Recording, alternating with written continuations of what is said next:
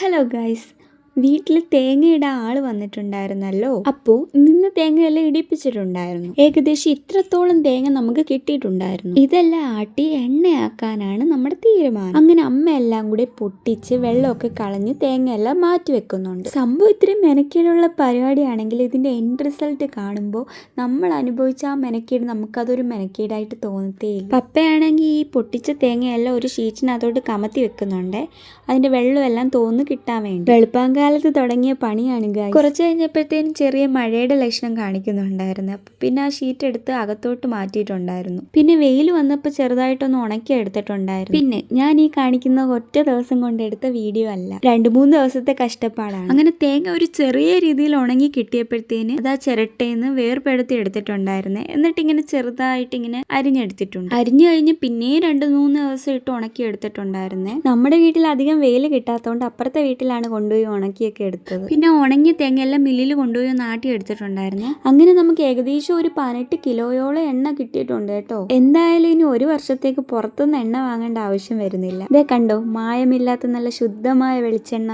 അപ്പോൾ നമുക്ക് നെക്സ്റ്റ് വീഡിയോയിൽ കാണാം. സബ്സ്ക്രൈബ് ചെയ്യാൻ മറക്കല്ലേ. ബൈ.